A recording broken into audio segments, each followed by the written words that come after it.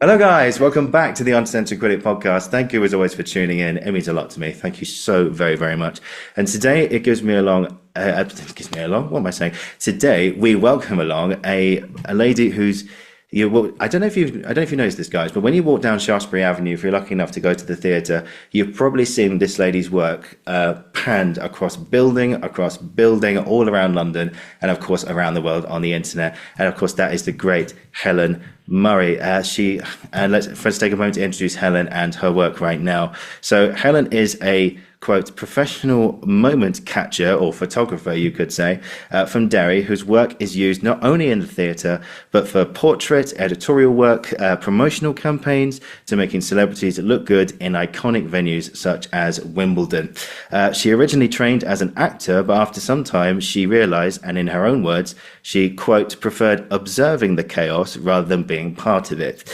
She made that decision in 2012 and has never looked back. Since then, she has shot over 300 productions at venues such as the National, the Royal Court, the Young Vic, the Donmar, the Barbican, Shakespeare's Globe, and the RSC. And here's a few honourable mentions. Prima Facie at the Harold Pinter and John Golden Theatre, New York.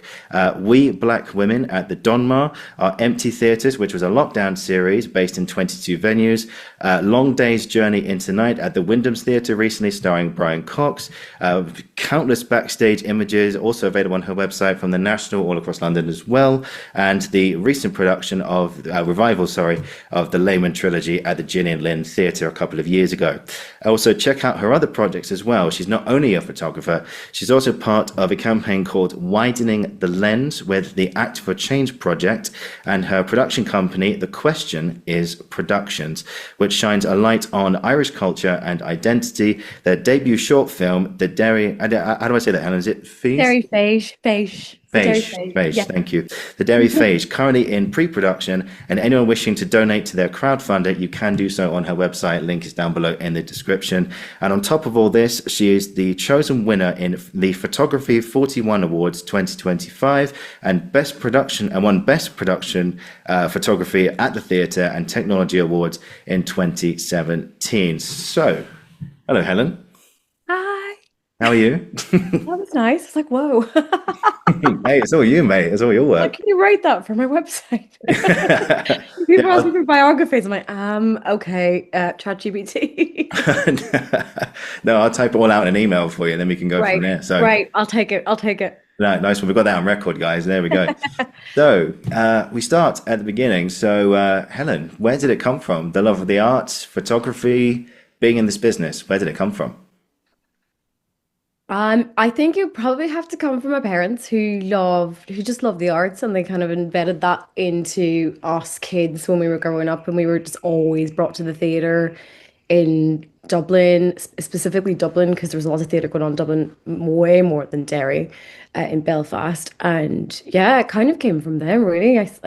They were just the first people who kind of introduced that world to like myself and my siblings. None of them work in the arts. May I add? But yeah, we were just really lucky to have like parents who really, really enjoyed plays and musicals and just took us to lots of stuff. We were really, really lucky. And it kind of came from there, I suppose. Yeah. Was there one production in particular that really stuck out for you that made you think, "Wow, I want to be part of this"? Somebody asked me this the other day, and I was like, oh God, I don't think so. I don't think there was one specific production itself. We used to go, like, I did A-level theatre, and we used to go to Belfast quite a lot to see like all the play like the plays. By the time I got to like 17, 18, there were amazing plays going on in Belfast, and we'd have to go up and watch them for like our theatre course and write about them and critique them and stuff like that. I remember going to see a production of The Glass Menagerie in Belfast, which we were studying, and it was amazing. I can't remember who was in it, and the theatre itself. Mm, Which one was it in Belfast? The theatre in Belfast. It'll come back to me in a sec. yeah. I remember seeing that and going, "That's amazing!" Like plays more than I saw a lot of musicals as a kid. Love them. They're just not my cup of, like I love them, but like my draw is to plays. Um, so I remember that one. I remember going to one in Dublin, and I can't remember what it was at Abbey Theatre. Um, And all I remember about it was like there was a rake stage, and I'd never seen a rake stage before, and I was like, wow. And we were like in the front row, so we were like, it was very like the Donmar. Yeah. Um, I hope it was the Abbey Theatre that I'm not mixing it up with some other theatre in Dublin. Hang on, I'll Google it for you. But I remember going to like I just yeah we I was just really lucky to go see lots of plays. I saw lots of Martin McDonagh plays as well when they were in Ireland, and they like those plays for me were like wow, these are incredible stories. Just been put on in productions and kind of fell in love with it really. Yeah. Was it Yeah. the Lyric Theatre? In Belfast, Yeah. yes, Yeah. We got yes, the Nerve here in Belfast, and then there's the Waterfront Hall and the Mac it wasn't the Accidental Mac. It was Theatre. it was the Lyric we used to go see lots of plays at school Yeah, with. Lyric Theatre. That's a good one. That's a good Yeah, yeah, yeah, yeah. And then the Dublin theaters are incredible as well. I'm going actually over next week to Dublin for a job, one. and I'm very excited. To Very the Gate nice. Theatre, yeah. Yeah, Gaiety Theatre. No, the Gate Oh, Theatre. Gate Theatre. Sorry. Yeah, yeah. I'm going to do Eureka Day with Roy Alexander Wise, who's one of my like long-term collaborators and mates, who's directed it. But Prima Facie. I always, However you we're say always it. in a debate of how it's going to said, but I've always just said Prima from the start. But I think it's Prima. Is on in the Gaiety at the same time, so it'd That's be nice right. to Yeah. have two shows in the same city at the same time in Fantastic. Ireland. It was quite special. Yeah. Yeah, yeah, brilliant. Oh, I just had a question in my head then I was gone. But yeah, no, the lyrics definitely got a lot of really good stuff. I think of it. I interviewed someone called Jane Weisner. I'm not sure if you've ever come across her work at all. I think she just finished a show at the Lyric. I think just a few months ago, and I can't remember the name of the play. Sorry, Jane, if you're listening, I have to go back through my notes. It's Uh, so hard when you see that many. It's just like, oh, that like oh. Yeah, oh, it's crazy. But I mentioned in the intro that you actually trained as an actor before you turned to behind the camera. So, how were your years of being an actor? They were really fun. I look back at the time and it was just chaos. It was chaos of early 20s, my early 20s in London, having just moved Mm, and kind of join in the industry, kind of thinking that that's what I wanted to do.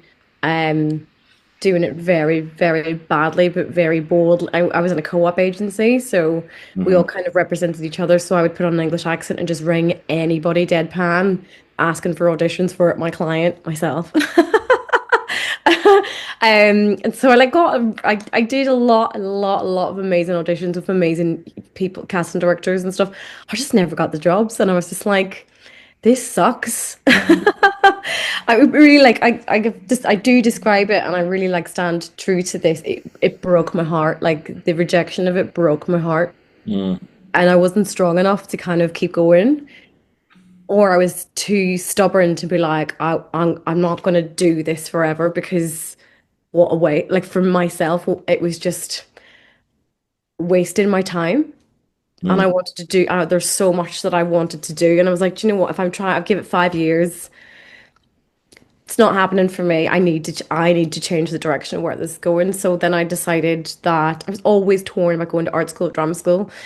And I was like, I don't really want to go back and study for 3 years. I don't want to do that because it's like, it's just time's too precious. yeah, yeah, And so I kind of fell into photography by accident, like into this type of photography by accident. But it was around 2012 where I was like, I'm going to try and do photography as a career and really just say goodbye to the acting world for me because it just wasn't serving me and it didn't yeah, it just broke my heart. And I wasn't strong enough as a person when I was in my 20s. I was yeah. a bit of a wreck. Having moved over, I was just like, this is destroying me. So I either get destroyed by it or I take a control of it and say, right, well, this hasn't happened for me. I'm going to go and do something else that I think that I love, and we'll see what happens then. And thankfully, it translated into a really really nice career Mm, from then. Yeah. absolutely. Yeah. So, did you which drama school did you go to? Where did you train? So I went to a very small school in South Kensington called the London School of Dramatic Art, and it was like a 1 year intensive course. Hmm. And then I thought I just knew everything, so I was like, right, I'll go out into the industry. And yeah, did that. That's yeah. It was a great little school. I think it's still open, run by a guy called Jake Taylor. And I think lots of people go there to then it's kind of like a foundation course really, and then people go on to do their radas and lambdas and whatnots. Mm, But I was just like, I just wanted to go and work. I just wanted to be in the industry, mm. like very naively, just young and thirsty to just do it instead of taking the time. So yeah, that's where I went to start school. Yeah, I mean, it's always like, I mean, like you like your 20s or something, you get to drama school and you think, right, okay, here we go, this is it. You know, we've cracked the audition process, we've managed to get into the school we wanted to go to, and then you get there, and then you come out, and then suddenly everyone go. It's almost like you go, I'm here, and the world What? goes, who are Who you? cares? Who? Yeah, who? Oh, I've just been to Raja, I've just been to GSA, I've been to Central, I've been to Lambda, I've been to Alra, if that's still there. And yeah, I'm here. Yeah, but I'm sorry, who are you? Who are you again? Stop wasting Like, my what do you time. mean? I'm Yeah, here. yeah, I've traveled across the pond. I'm I'm here. here. The pond. You've come from America? No, just Dublin. No, oh, uh, Derry. Derry. That's hardly a journey. And you're like, oh, I know, right? Yeah. no, it's all good. It's all good fun. But yeah, no, I love that quote from your website, is that you preferred observing the chaos than being a part of it. What was it about the chaos of drama rehearsals that fascinated you so much? Gosh, that is a really good question. And I hate saying that because I feel like people say that in a really patronizing way in No, podcast. no, That not is at a all. really, Not at what all. is it Thank you. that drew me to it? Because you hear it over and over again. People go, that's a really good question. Um, No, no, I don't feel that way at all. It's great. Thank you. that's a really, no, God, what drew me to the chaos? I don't know if it was like drawing me to the chaos.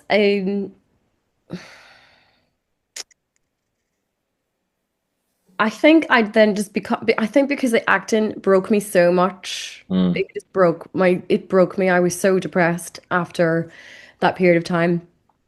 Um, I maybe shied away. I kind of because I felt like my a little piece of my soul was broken by trying to be an actor. yeah. I shied away from being front and center and found a very comfortable place behind the camera. Not because I was hiding, because I think I was just trying to rediscover who I was. Um, and I felt comfort in that. And Mm, so then when I started to get into rooms that I did not get into as an actor, but I got into these rooms as a photographer, kind of having the empathy that the to haven't had done that as tried to do that for a career at the start, I kind of brought that with me to into the rehearsal rooms because I knew the process, I knew what it was, I knew what was happening in these spaces, and I know how safe and vulnerable these spaces can be. And so I'm there then to serve that. mm. Um, Probably just going off on a tangent here, No, not but at all. yeah, I just really loved it. I loved it. I fell in love with like learning from it and watching it, and I learned so much about myself in doing it, and have, continue to any rehearsal rooms, specifically rehearsal rooms for plays, because you really get to watch directors and actors really interrogate themselves and characters and text, and that's just such a joy to witness. Mm, And to be part of that you can capture something in that kind of translate that out to the world where people don't really get to be in those rooms and experience those things that you get to see in these spaces. Um, yeah, and I was like, oh, do you know what? I really fucking love this. So I'm mm. allowed to curse. You can go beep. Um, No, of course you can. Fuck it. yeah, yes. Yeah, I became more comfortable, and then within that became way more confident in myself. I think I like confident in like the true version of myself Mm, more than probably when I was in my early 20s, being performing almost for to be an idea of who I was as a certain job title or role.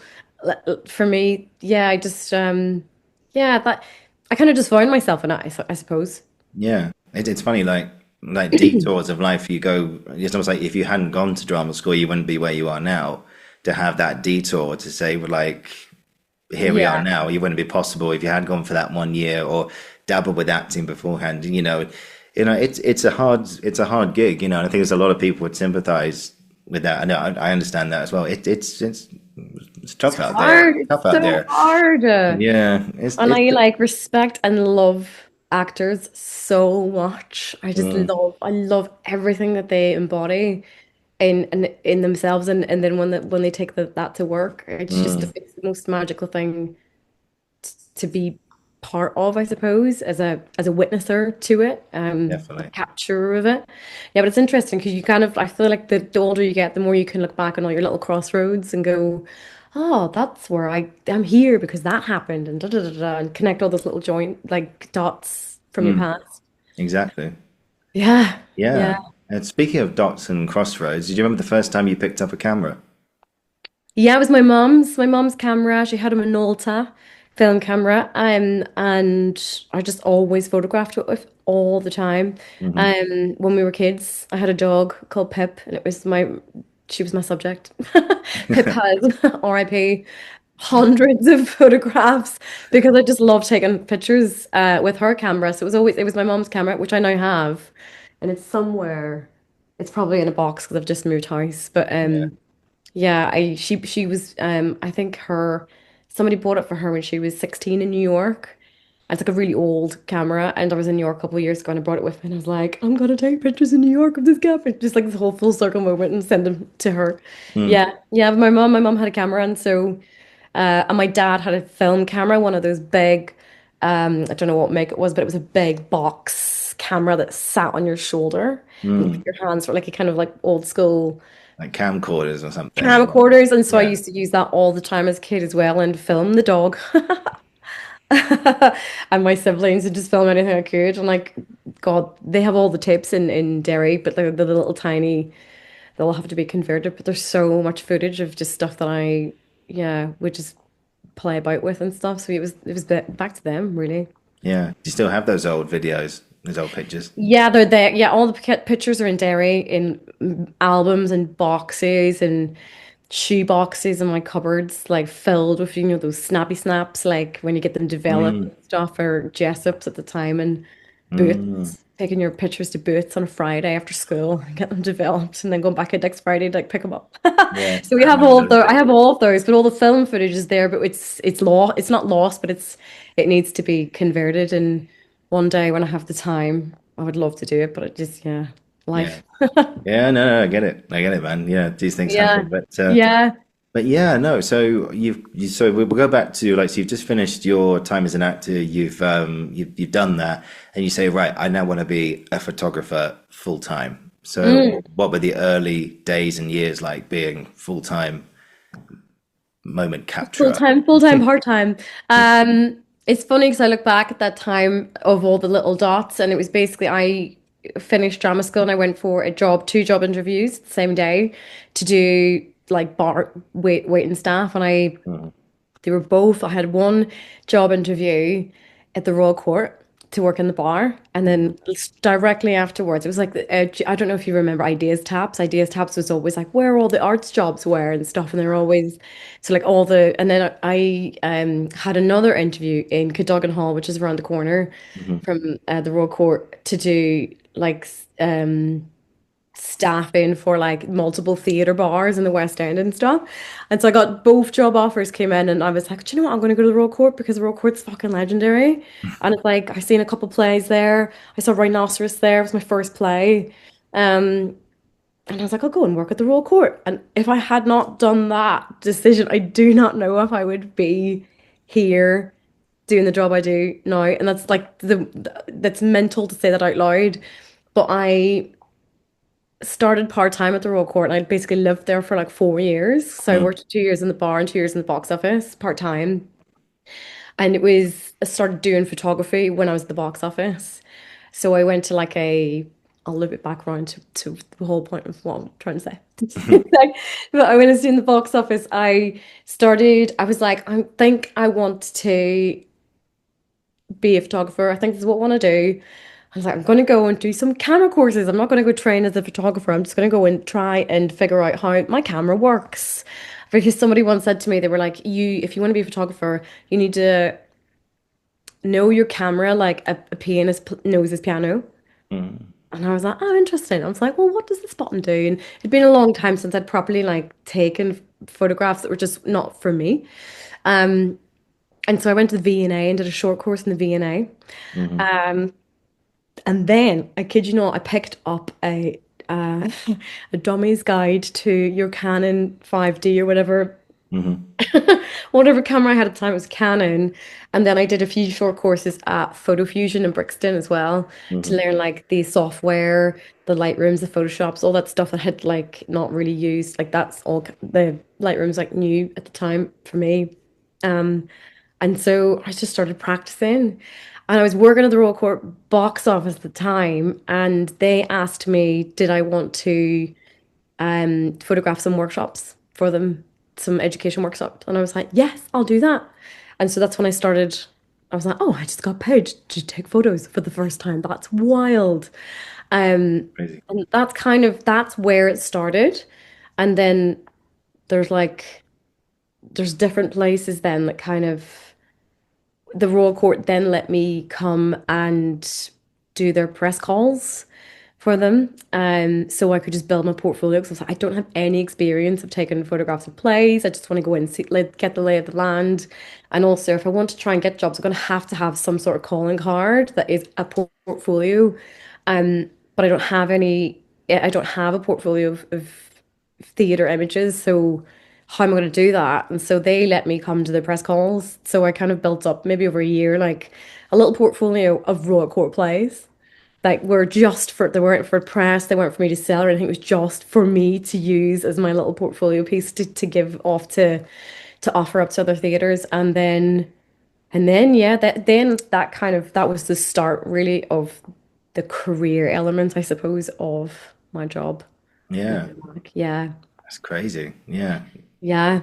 And I It's still have them. I've got I literally, but then I was so eager, I went and got like 200 copies printed of these books.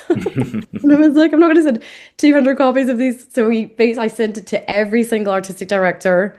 I mean, I just look and go like, what a little balls you shit. I sent it to every artistic director, every head of press, every head of marketing that I could find information for like all the artistic directors and stuff. Posted to all the stage doors. Mm. And Madney Eunice at the Bush was like, come shoot a show. And I was like, Yes, yeah, please. Yeah, at the yeah. And Bush then Theatre. and then I Wow. started, and then it was basically the Bush Theatre along with the Young Vic Taken Part Department, which was run by Imogen Brody at the time, hmm just let me shoot shows. And so I kind of then started, and I had one camera and two lenses because I was like, the stuff is expensive. And I remember shooting a show at the Bush, and I was just like, oh, take this lens off, put it down, put this lens on, take a picture. Oh, that looks better as a wide, and I go a close up, and that's better as a wide. So I was like swapping these lenses throughout the show, and now I look back and go, that was crazy, but it's all I could do because that's all I could afford at the time. Mm. Yeah, it was just it's a really nice thing to look back and look at those people who were very instrumental in kind of my career trajectory. Yeah, Yeah. for sure. I've I've got some questions about capturing the moment a little bit later, but to Ooh. see this one here, I think you kind of already answered this one for me actually. But do you think the theatre was? I know you started out doing those shots for the Royal Court and their sort of publicity stuff as well. But did it ever enter your mind before that you wanted to capture the theatre first, or and then did the other stuff to kind of just happen? Just naturally, or do you think the theatre, like subconsciously, was like the place you really wanted to capture the most first? Do you think? Yeah, I think so. I think because I used to go to the Royal Court as a punter and watch the plays and like the Royal hmm Court was proper just the plays at the Royal Court were just iconic, through the years. And so that was and because I grew up seeing plays, I was like, oh, that's what I want to capture. Because I knew that world and I knew that's the world I wanted to be in. And if I couldn't be in it as an actor, what else how could I serve it in a different career? Um And I remember when I was kind of starting out, I was always looking at production shots, I was always looking at like, oh God, that's stunning. And there was always plays, um, pictures of plays that really I always just responded to, way more than musicals, I think. But Mm. um, Johan Persson's photography, he did a lot of photography with Michael Grandage at the Donmar. Yeah, yeah, yeah. And he is now one of my best mates. He's just like the most gorgeous human being, and very, very talented individual. He's just brilliant at what he does. But I remember looking at his pictures of the Donmar. This is like a long time ago, and I was like, they are sensational. They're so beautiful, and they've like when you look at pictures and you go, I feel something. I moved in a way like a film still, do you know, like but in like these beautiful cinematic shots, and I was like, that's what I'm really drawn to, or and I still am, um, and that's kind of his work specifically. I was like, I want to do that.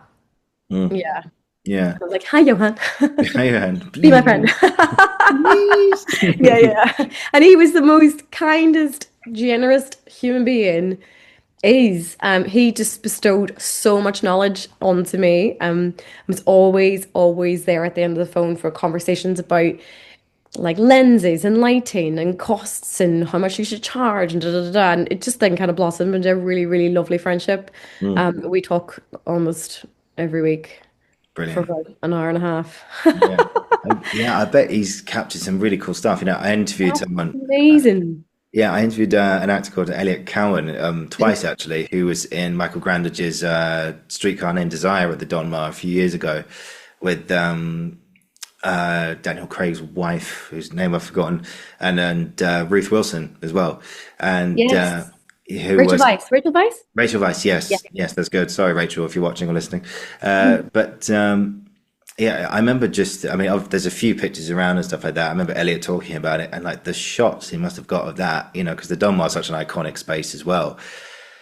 Just the dynamic. I mean, and it's funny because I remember one question for today was like, how do you capture a theatre show like and explain? Well, obviously you're not giving it away. Obviously, you want people to come and see the play, but how do you capture like the essence of a play without words, without text, and simply by using an image? Like, Mm. is that always entering your brain when you're taking like rehearsal shots or like the promotional campaign? Yeah, how do you do that? I suppose I think rehearsals is really hard to get an essence of because it's a rehearsal, like you're in there and that's kind of like the rehearsal period of what they're building it to become. And it's really gorgeous to watch. Most rehearsal rooms are really ugly Mm. They can, with terrible lighting. they can be like that And they sometimes. can be. Some of them are really nice. Um, Just fix it in the edit afterwards, it'll be fine. it will, do you know what I mean? People say that all the time, and I'm just like, oh God, okay, great. Oh, Sure. really? Just fix it in post. Yeah, Um, make a pop. it'll be fine. Capturing an essence of, I suppose you just, for me anyway, there's different processes of photography within, say, a play, for example, and it depends what you're hired to do. So, Mhm. like the really, really, really lucky ones that I get to be on are you do the poster, you do rehearsals, you do the production shots, and then maybe you do some backstage stuff as well. So you're kind of across the whole thing, and you kind of can hold that as a whole project. And so you kind of get to really, really invest in it as opposed to maybe just being brought on for a day to do or stepping in or do you know what I mean? Like Mm. you do invest in it because you work with people that you love and you want to do a really good job. Um and so like if you I think capturing the essence of it really comes like the essence of the play itself is maybe just have an understanding of what the play is, what are they trying to say about it, Mhm. what's the message, what and what themes are going on really, and what like and what you are lucky enough to be chosen to point your lens at really. And I think it's having, I think for me personally, and a lot of the other photographers all have performance backgrounds as well. You Mhm. have that empathy. Yeah, yeah. Mm. So you know, like what's excuse me, you know what's going on. You know, like it's almost like when you read the script, it's like when this character has like a big moment or like in a Yeah, and it's sometimes it's like it's kind of I think it's kind of being present for production shots anyway. It's being present in the room, not having an ego. It's not about Mhm. you. Yep. You are there to do a job, one first and foremost, but you are it's look at what's happening, read the room, see what's happening on stage and pick your moments. Obviously, you shoot the whole thing, but like there's been plays that I've shot and they're so delicate and they're so tender and a big fucking lens in the way is really it's really intrusive a lot of the Yeah. time and some people really really don't like it and you have to really respect that you have to respond to that as well and so it's not about like just shooting the shit out of it. It's being about it's I think for me it's being delicate about the process and understanding it and photographing it in its whole entirety.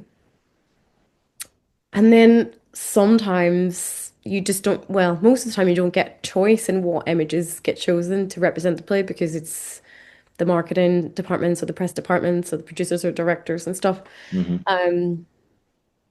So like there's lots and lots and lots of lost images in Oh, I theater. bet. Like there's so but they're archived. Like I archive them because and lots of us do archive them because there's like 30 pictures that go out for a show and I'm like, yeah, but like 15 of those are close-ups of the actors because you have to have pictures of the actors. But actually what's the bigger picture? And it's the archive of what that show is. Mm. So I've gone off on such a tangent. What I'm trying No, to say not at all. I feel like it's just having the empathy and Yeah. being really present in the room, not having ego, and just maybe like taking like your life, some life experience that one has lived into those situations and going,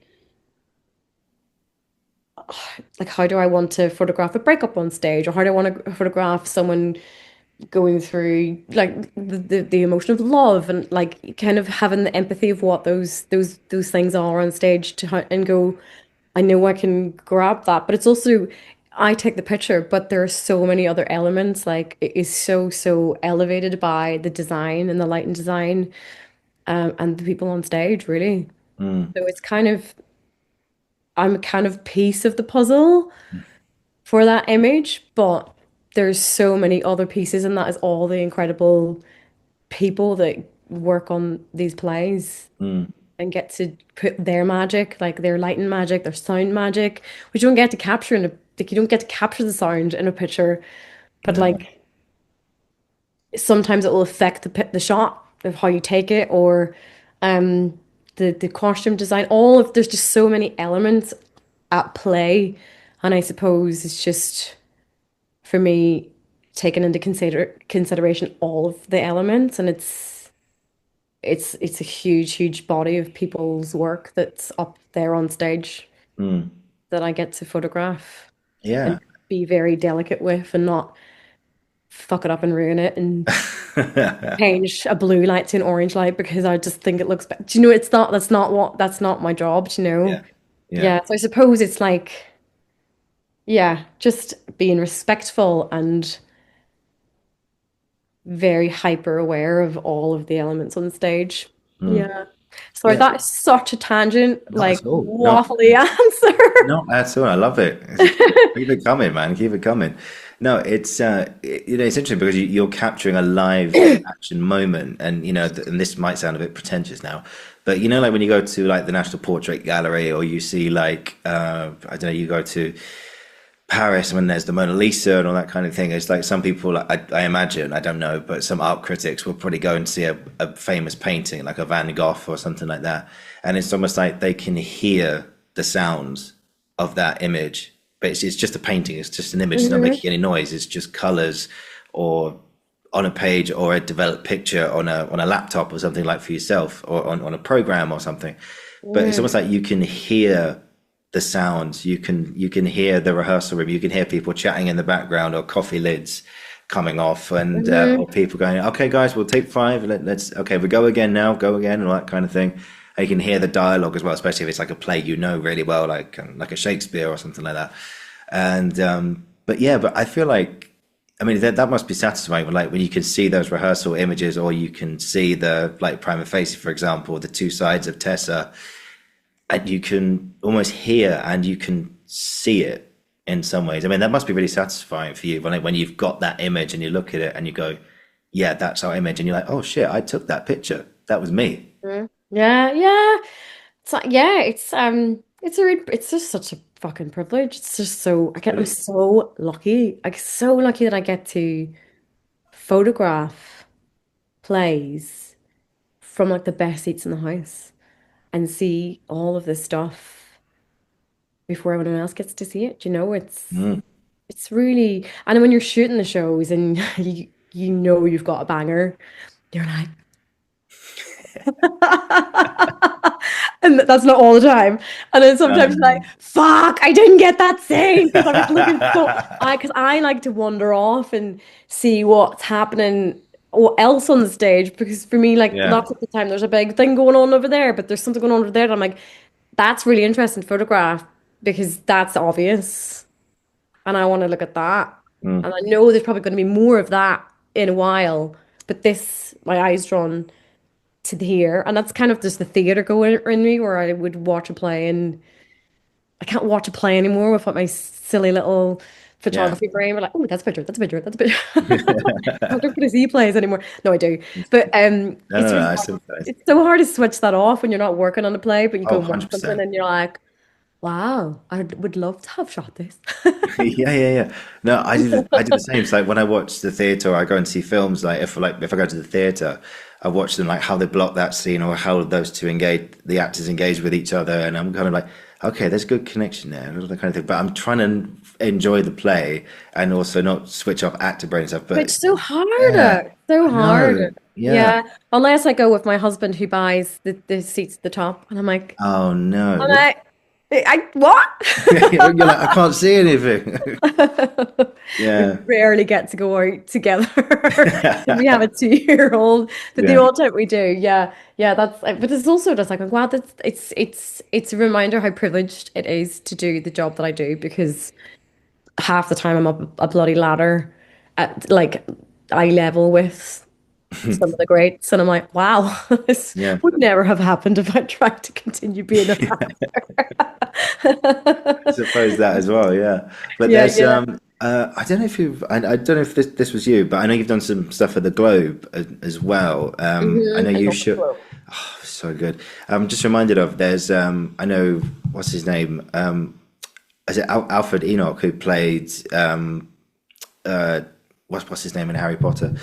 Uh Um, God, my one name's of the one of the Dean. He played Dean Gryffindor Thomas. Dean Thomas. That's it, yeah. In Harry Potter, I know he did Romeo and Juliet at the Globe actually just after the pandemic. So there was a lot of, that was during that weird time of social distancing on stage and all that kind of thing. But thankfully, that's all gone now. But I Yeah, remember he was, I don't know who directed it, but somehow he did the balcony scene, but soft, what light through under window breaks. He did it like on a ladder, and the ladder was actually suspended from like the middle row of the Globe. And like you've got pictures of right. the photographer, and I mention this because the photographer's got some stunning pictures of him. But I'm like, were they on a step ladder the whole time? Were they like a little cart just like going around trying to capture him? Interesting. Yeah. Yeah, Interesting. It's funny because sometimes you're like, well, like specific moments like that, not in all plays, but sometimes they're just yeah, things you're like, they set them up for you. If mm, it's like, yeah, sometimes you just get to do setups and you get to be up a ladder, like you right beside someone, or yeah, sometimes that happens when it's quite fun because it's just different. yeah, Just shakes it up a bit. exactly. Yeah, no, I just thought it was Yeah. interesting. Just quickly before we get on I to didn't some of see your, that play. I didn't see that one, but I do love oh, the Globe is so fun to shoot in because it's just so gorgeous. oh, it's a Whereas gorgeous. it's just like the easy job because you're like, it's all there. Yeah, and like I mean, the theater itself is a picture. Yeah. Yeah, and you're Yeah. like, wow, it makes it a privilege to be there. No, I've got to get this one in actually because because I know you shot a lot of the productions in the summer of 2019, just before the pandemic. And funny enough, I was a steward there for that summer. I was one of the Are stewards you? that allowed people in. Yeah, it was kind of a little. I was working in a pub at the time and I didn't have an agent, and I was just like, oh, I've got to see some stuff. I've got to see. And then I just thought there was a volunteer role going. It's all voluntary, but you go to the Globe, and I thought this is a no-brainer. You get to see Shakespeare for It's the all free the three. Yeah. at the Globe, one of the best theatres in the world, where people come from all over the world to be at. Yeah. Anyway, I need to do that again. I haven't done them for a little while, but Oh, I loved that. But one of my all the shows were amazing, but one of my favorite one was the one you shot, which was the Merry Wives of Windsor. yes. I Yeah. loved that production. That was so good, and you had the opportunity to be part of the photography campaign for that. What was it like? Was that the one that we shot? Was it Piers Quickly? I think We so. Piers Yeah, Quickly shot outside. We did two in one day. We did that and we did one on the roof. yeah. Now this is the problem with my brain because I work on so many shows. I can't Over remember 300. any of the names of the plays. Like a lot of the time, like, what was that one called? We shot that. I know the pictures, but my brain just Yeah, can't yeah, put the words. So we did the Merry Wives of Windsor outside by the doors. I remember that, and then we did yeah, another one up on the roof with smoke, pink smoke, and yeah. Yes, I remember that one. Adam Yeah. Gillan was in, and it was the It's three of them hottest. outside. Three of them It was the outside. Is he's like this? hottest day, and it was so sunny. There was Yeah. like no shade, and we were shoot. I remember being up on the roof of the Globe shooting that other poster, Mm. um, and being just had like a coat over my head, Coat. a coat over my head Oh, because no. I couldn't see in the camera because it was so bright, and Wow. they were lit as well, so we blasted like lights at them. Obviously, the sun is the strongest light source, um, but the just to bright to kind of work with the backgrounds and stuff, all you just all the settings and stuff. We had to light them too, Hmm. and I just remember that I was sweating. Yeah. You had a coat on in the summer. Coat on over my head, over my tripod, just shooting away Wow. and not really being able to see the pictures come in, like because it was just so bright and we had to shoot so fast because we had those flares. Um, and that's not the Merry Wives of Windsor. That's the other show Mm. that I can look at my website and Yeah, show go ahead. Go ahead. that.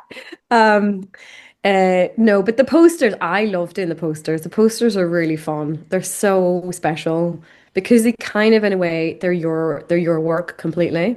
Mm. Um, because the production shots are amazing, but you are also, it's like that thing, it's all the elements of all the different people coming together to, Mm. So it's a team effort, isn't it? yeah, it's a team effort. And the Merry Wives of Windsor, Merry Wives of, maybe it's not on here. Oh God, I don't have it on here. Shame. It'll come back to me. It'll come back to me. Um, the posters are brilliant because they're yours. Mm. And a lot of the time I work with an art director, and or graphic designers for mock-ups and post-production of posters, but the yours are your babies. Mm. And I love them. They're just like a really nice way to exercise kind of you as an artist. Yeah, definitely. Yeah. Yeah, yeah, they're great fun. A good Even if fun. you're on a hot, sunny roof, the flare is going off. Yes, I remember that shot. Yeah. It's That was like, a fun go! one. Now! The flames being lit now. Get him Yeah, out. yeah, it's like, what's going? Did you get it? Get it. No, Yeah. fuck. Start Yeah, yeah, again, start again. But yeah. cool. So let's jump into some of the work you've done. So I have to ask you about Prima Facie because I've talked about it so many times on here. I'm going to keep doing it. Prima Facie, there's the famous shot of Jodie with the two sides to her character, which is Tessa Ensler. You've got her being sort of composed as a lawyer, and of course her inner journey. For anyone who hasn't seen the play, she defends people in court who have been sexually assaulted, and she goes on this mad journey. Something terrible happens to her, and the rest of the play is basically her fighting for justice in the area that she knows the most about, and how the law and even to this very day, needs to change a lot more to help people find justice for what's happened to them. And but you got two sides to her. So it's like composed and like an inner turmoil, kind of like inner scream kind of shot of Jodie, and the colors and everything, which I know you worked on with Doug Kerr as well, who's also been on here as well. Big shout out to Doug. And yeah, so tell me about that process of working on Prima Facie and getting that shot. What was it like? It's funny you say this because I've just gone to see it in Richmond on Saturday You, night, so it's very fresh in my brain because it's now going off on its wonderful tour. you're one of the lucky ones that got tickets. One ticket, one solo ticket. It was great. Brilliant. Yeah, it was. It's so funny because there's that poster was shot in the summer of 2021. Can you believe? Really? Yeah, yeah. We'd shot it long before I think it came out. I can't even I can't remember the date of when the show was. 20, I think it started, oh God, I think it started in April of 2022 and went until the yeah, beginning of yeah. June. So we Yeah. shot basically. I knew about the play because I was lucky enough to go and work on a film in Belfast in lockdown called Walter, Mm. which was directed by Prasanna Puwanaraja, a really good friend of mine, and James Bierman from Empire Street Productions was Yep. producer. And so when we were in Belfast in like December 2020, James had briefly told me about Prima Facie, Prima Facie. Hmm. But we like obviously I was just like I knew this thing was happening. I knew Jodie was going to be in it. I knew there was a poster shoot happening when we got back to London at some point. Um, and I remember the date only because I looked it up the other day, and I always do like BTS pictures of just the light and setup and stuff just for my brain. And I looked it up and I was like, oh, it was the 21st of June, 2021. And I sent it to James. I was like, oh my God. I was like, feels like yesterday. Like that shoot was, we did it in Johan Persson's studio in Yeah. Hackney.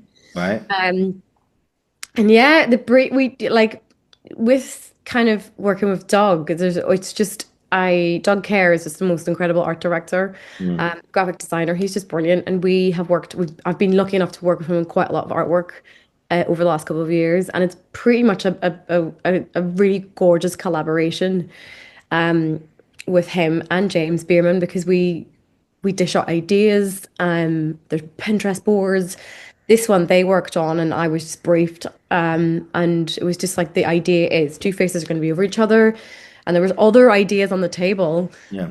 But that was kind of what we landed on, and so yeah, did the shoot, and it wasn't a very long shoot at all, but it was Jodie and James, myself, and my assistant, Kat was there. Yeah, and Justin Martin, and she's just incredible anyway as a performer, as we all know. Hmm. Um, but I think, was the start process of her starting to kind of step into what that role was. And so, yeah, the shoot was just really, it was great. We did two basically setups. We had basically it was exactly the same setup. We did Jodie as Jodie, and then Jodie as the barrister with Hmm. the wig, and Yeah. Yeah. just really special, just a really special. Like I remember the shoot really well, and what's really lovely is that I remember that shoot really well, but we didn't know what it was going to become. We didn't know what that, and then Doug did the artwork. He kind of he does all the graphics. And so he came up with the double face exposure, put the two pictures together. Hmm. And we just had no idea that that picture was going to become the picture of this story, of this movement, of this play, like around the world. It's crazy. It's why when it's just this tiny little studio in Hackney that we shot one summer. Do you know? Like it's dead special. It's a really special one. We have a in our office. We have a big. We have Jodie's up on the wall. But yeah, it was just a really nice thing to be part of and be trusted with to create something that went on to become so iconic, I suppose. Yeah. Yeah. Yeah.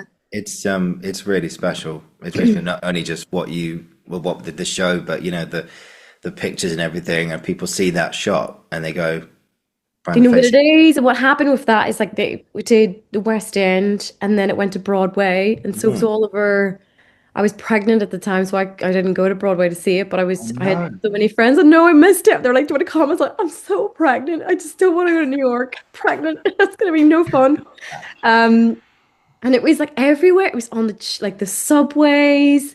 Seeing it on Broadway, I was like, that's fucking cool. I could never thought there she is. I just never thought that it was going to become what it was, and seeing it there, and then like kind of all of the amazing fan art that has come out of this picture is so brilliant, and like it's still Brilliant. popping up to this day because it's just having this next life going on to her, but like people do knits of it, Mm.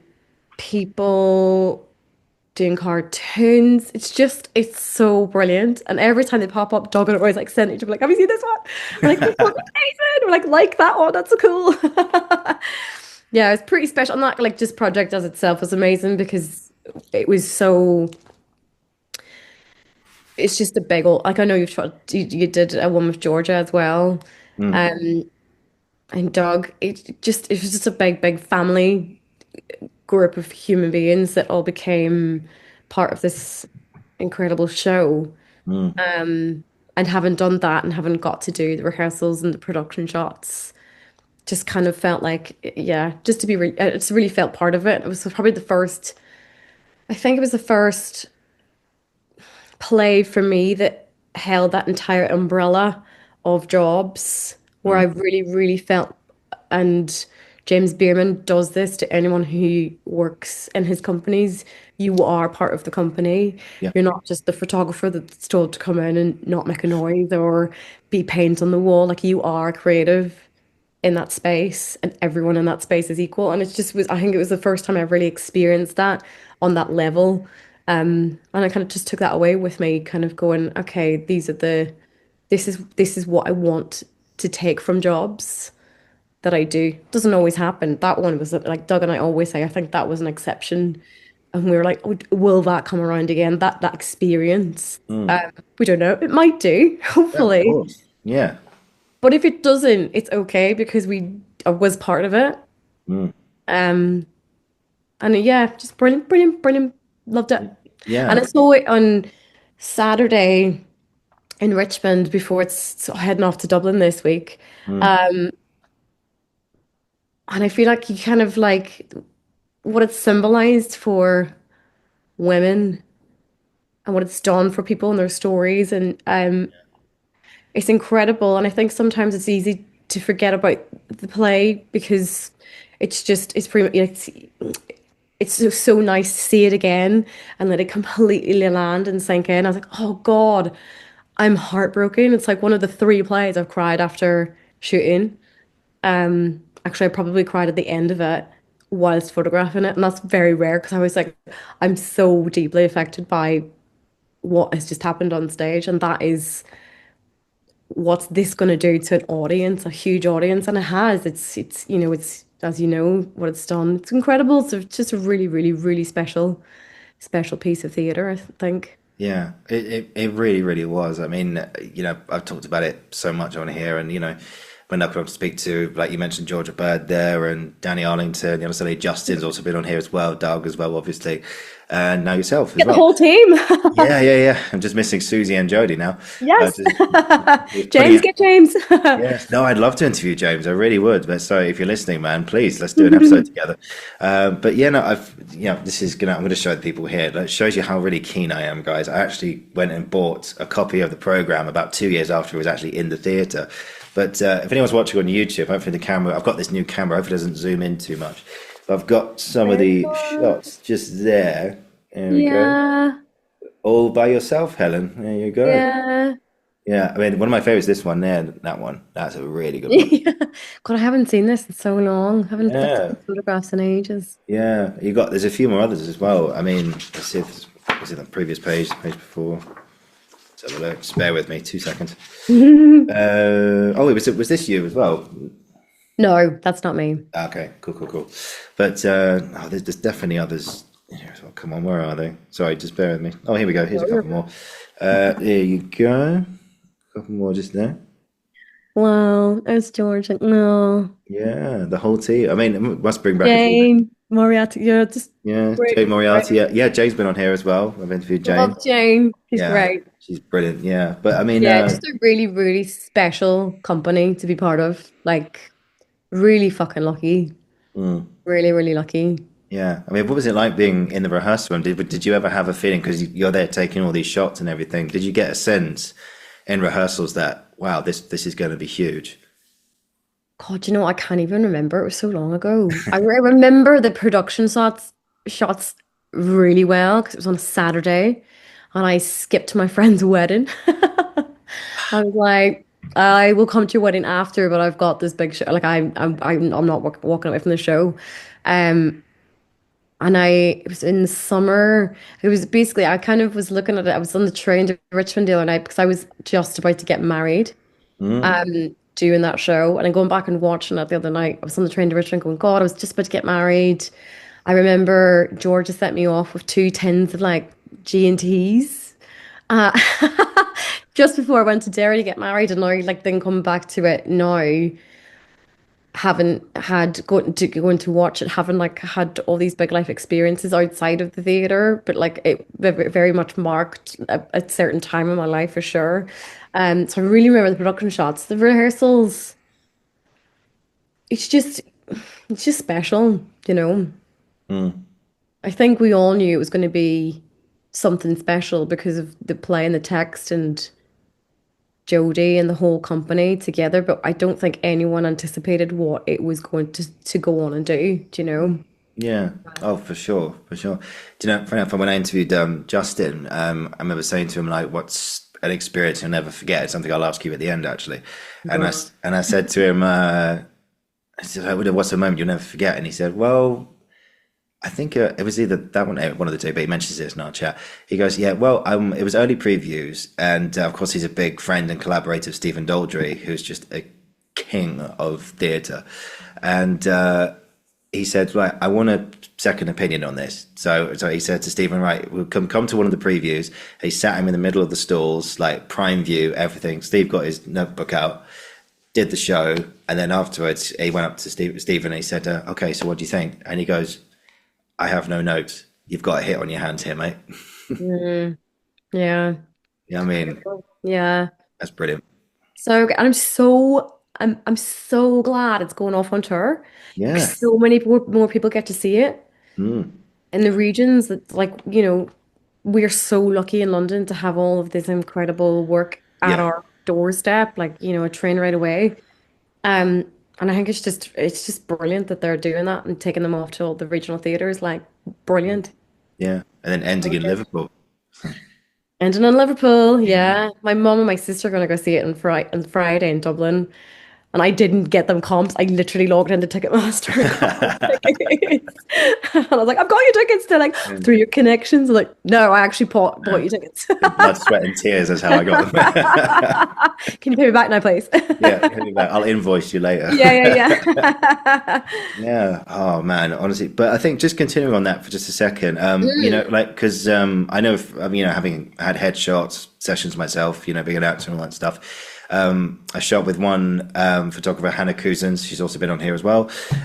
She says that she loves working with actors because they just take directions so well.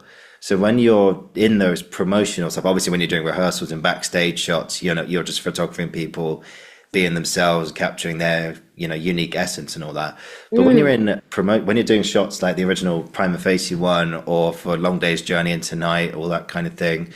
So do you allow the actors to make decisions for themselves, or is it more you guys going, okay, well, try this, try that? Well, what would your character do in that moment? What's their essence? Is it like a back and forth, or is it more actors either or? Which one is it, do you Yeah, think? I suppose it's every job's different. It depends who's employed you to do the job. Like who's the employer first and what is the job? And is it with an agency or are you very much the lead creative or are you there to serve just to do the job? Like they vary so much, and the best ones are ones where you are the lead creative in the space, Mm, along with the art director, like Dogs, um, and you get to. There's always a brief. You're always working to like a brief of what you think you are trying to achieve, and it comes from multiple Pinterest boards and going, I think this is the style, the vibe, the essence, the energy. Like we did Romeo and Juliet just before Christmas, and it was very much young Sadie love, Sink same one. thing, young love, innocence, kind of a teenage giddiness, fall in love for the first time, romantic, golden hour. It was all those kind of buzzwords that we were like, right, these are the things we're going to try to achieve. And that we were so lucky that we got to work with a DP on that because we did Mm. a film alongside it. So again, Yeah, I saw that's that. just incredible. My friend Femi, he's incredible DP, and he came on board with us and lit it. I was like, because we were pretty much dead set sure we were gonna have our final image as a film, on film, as in like a film camera. And I was like, oh, but we don't know what it's gonna look like. This massive West End campaign, I'm like, and it might not be in focus. Maybe in focus, no pressure. Yeah, medium format, but we got there. We did shoot that digitally and on film, and we have one digital shot, one of the posters, and the other alternative poster is actually a medium format film camera, and it's so beautiful. Like this, it's the light's gorgeous, and you just can't replicate that when we try to with digital. But that's like you are in those type of shoots, you are yeah, kind of directing them, trying to. It's kind of like a director actor kind of relationship in a way because you're directing them to do things that you need to get in a single shot. Do you know? So it's like, do this and maybe play. And for the best ones when they actually just perform in front of you and you just get to snap them. So because you know you're going to snap something real as opposed to being something very look at camera and hold the pose. Do you know what I mean? And that's what Yeah, Sadie and Noah did a lot. Not like they were so up for it. yeah. And that was great. So we just and those ones you just get to caption an essence of something real that's not fake Mm. and static. It's there's and I think you can really tell when you Yeah. It's look like at you, things. yeah, like you want that natural connection to come through, especially if it's two people in the shot and it's Romeo and Juliet you're Yeah. promoting. I mean, for heaven's sake, if there's no connection in that, who's going to go and see it? Yeah. But yeah, it's brilliant. You know, you're able to capture something without needing to explain why. You just see a picture and you go, yeah, that's what it is. Yeah. Yeah. Yeah. And I think it always comes down to that person to person connection. It's like how you might not get to talk to that person on stage, but how do you feel connected to them? How do you Mm, feel connected to that story? How can I empathize? How can I make that alive? How can I react to that realistically mm. so the work will be authentic? And you can tell, I can tell when I'm not connected to something and I'm just like, Oh yeah, me too. Me too. would you know what I mean? Like, and like a lot, like not a lot of the time, but sometimes you just don't connect. I sometimes just don't connect with something I photograph on stage for multiple reasons. But I've done my job and I've done my job well. I just haven't connected to it. And just like we see stuff we don't like, you can't love everything that you go and see or watch or play or photograph. But but it's my job in those cases to be like, how can I do the best job that I can possibly do if I'm a bit disconnected from it? Do you know what I mean? Mm. My job to try and connect as best possible. And I try to do it. Hopefully it comes across. Oh, definitely, definitely. I'm not just saying that because you're here. It definitely does. Yeah. No, but I think that connection is so important because I can't tell you. I've walked out of a few plays. Actually, walked out at the interval sometimes because I've just thought, my evening's done here. This is crap. This is not good. Or you've stayed the course in the second half and you got, oh, okay, it'll get better. And then you walk out and you're like, well, that was a waste of time. Let's go. I'm hungry. Let's go get some food. Yeah, but the connection there is more than anything, and I think even obviously it's just and again prima facie one person on stage. You keep your eyes on that actor the whole time, and speaking out these big things. There was another one man show I saw a few years ago. I'm not going to say it because unfortunately it has an actor in it who I was a huge fan of. Not anymore. Let's put Oh it. no. Well, after seeing the play. No, because of some things he did behind the scenes, and Um, yeah, it was I'll just say it was Kevin Spacey, and yeah, mm, yeah, And yeah, unfortunately, I do remember the show, but yeah, take Yeah. his name out of the equation. Yeah, But yeah, yeah. I know. Anyway, but but that connection that you had, that Jodie was able to capture, I think was is amazing. And and just to be able to have that there was, yeah, just bravo, Helen. Well done. Well done. No, I mean, it's my job yeah, to try and photograph something real, Yeah, With indeed. those artwork shoots, they're incredible because if you ask them, I always ask them to pick music. Yeah, And I'm like, what do you want to listen to? It might not be my taste, but if this gets you to where you need to be, great. absolutely. Yeah. Yeah, yeah. And yeah, I've just got to mention one other thing as well. We'll get on to some of your promotional stuff in it, your promotional stuff. Yeah, your campaigns and stuff in just a second, and then we can sort of finish after that. But I got to ask you about Long Day's Journey into Night because again, I saw that as well in London. Wow, what a show! By the way, Eugene O'Neill. I think that's the first Eugene O'Neill I think I ever saw actually, because I think it was, he's part of the classical, kind of not like super classical, but kind of canon in some ways. It's Eugene O'Neill, it's Tennessee Williams, it's David Mamet, and all these Yeah, people. yeah. All these amazing American playwrights, Arthur Miller, and I feel like I went to see it, and my God, that was huge. That was some of the best dialogue I've ever heard in my life. It was amazing. But in terms of like the shot for that, because again, you only had one person in Jodie for the shot, but in this case, you had about three or four. So what's it like capturing so many journeys in one shot? Well, we shot them individually, so they're mocked up in post-production. So Power of the edit. power of the edit. We couldn't get all the actors together at the same time. Yeah, fair. So again, I was pregnant in that shoot during that shoot. Yeah. And that cast changed from the original. Oh God, who do we? Alex Lawther, Mhm. beautiful Alex. We love him. We shot him and Daryl, and I shot them first together. They were there at the studio together. And then I think, no, they came second. They did say it was on the second day, it was a 2 day shoot.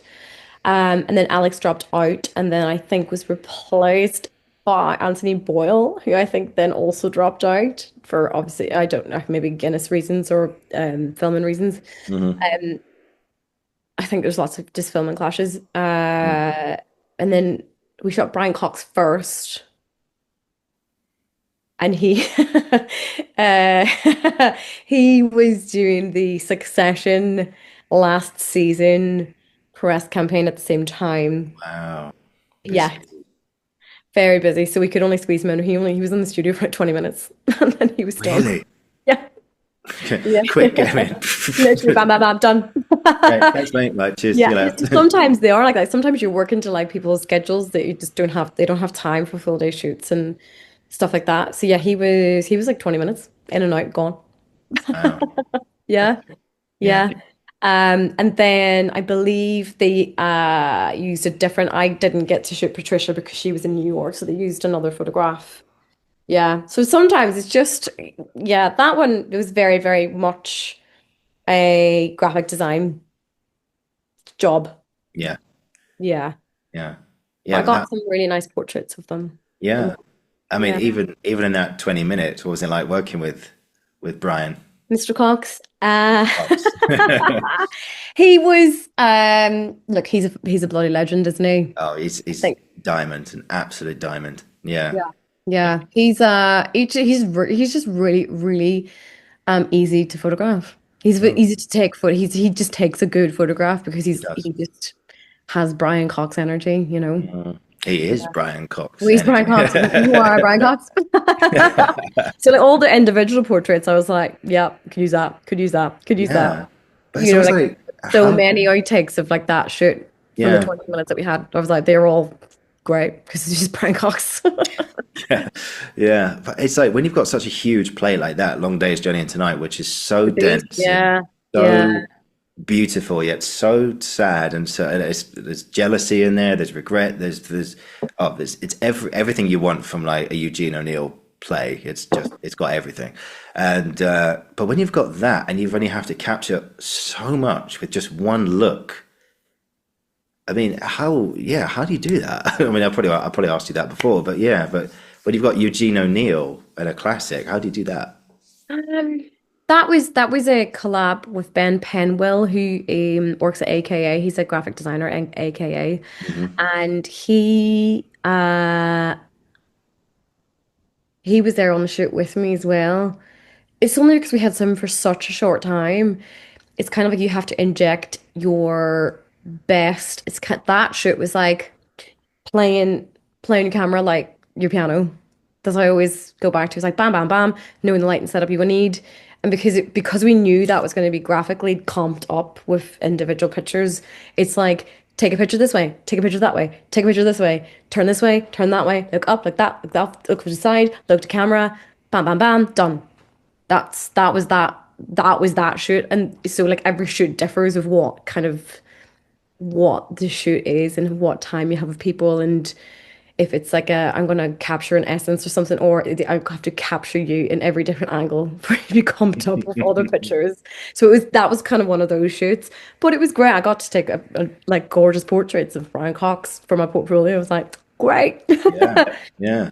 I mean, of course, Yeah. on top of that, so many more things. I love the backstage pictures you take as well, because Yeah, they're really fun. yeah, especially if you're on a dense show like Long Days and Tonight, or you shot some things at the National, but like it shows you backstage. Everyone's not like we are serious actors. We play the part even backstage. Everyone's like, hey, who wants a cup of tea? What are you Who doing wants to tonight? get your photograph taken? Who wants your picture taken? Yeah, yeah, yeah. Uh, They're so fun. I love the backstage pictures. One, because they're my pictures. They're mine. They're nobody else's. Like they are my and they're like what I see and what I photograph and how I choose to grade. They're totally mine's. And so I'm really like this is my work. This is to all fully mine's. And it's really lovely that I get to be trusted to just roam the corridors of the National Theatre in hunt of casts that are incredible and just incredible actors. Lots of those ones I don't do the production. I haven't like again, incredible fun and amazing if you get to do the whole umbrella of poster, production, rehearsals, production, backstage. It's not always the way, but and so a lot of the backstage at the National I haven't done the production shots of. The ones that I have and I get to do the double whammy. It's great because you kind of know everybody already. So you're like, hi, me again. Do you know what I mean? yeah, Um, but they're just really fun. They're really fun.